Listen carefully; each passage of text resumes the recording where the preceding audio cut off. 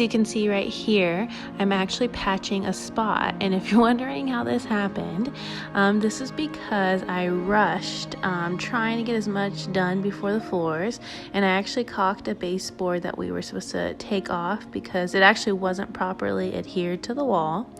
So when my husband took it off, it ripped off my beautiful paint job. But I had already planned on repainting this wall anyway, so it was fine. It just added a little bit extra step.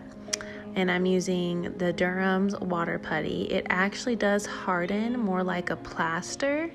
It's very hard, and it's not super like sanding friendly, but I think it is a lot more durable than maybe some of the other muds that we had tried out.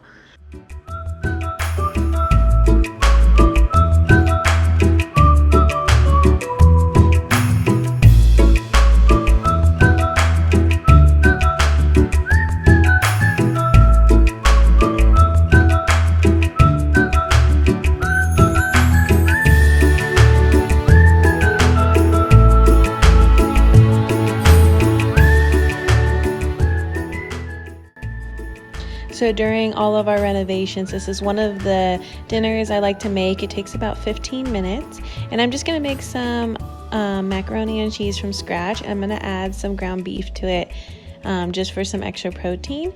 I keep a mishmash of macaroni and cheese and shells in a cereal box, like storage container, as you can see right here.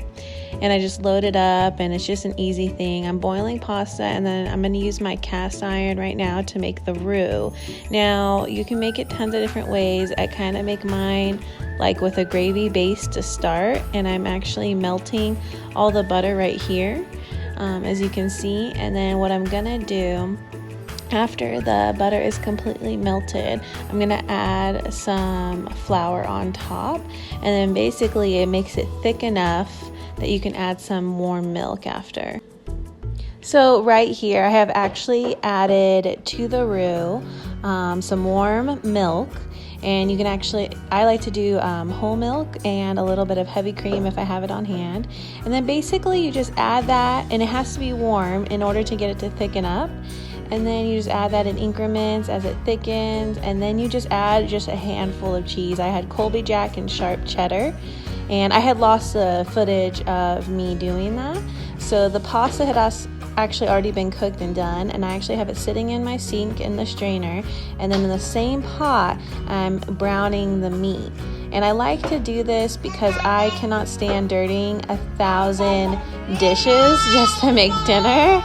You can hear my son in the background as I'm trying to record this. But so yeah, this is the finished product, or the finished sauce. And then all I'm gonna do at this point is just add in the noodles, and it literally took me 15 minutes. Another thing you can do is you can always add a little bit of sour cream if you like that little bit of tanginess.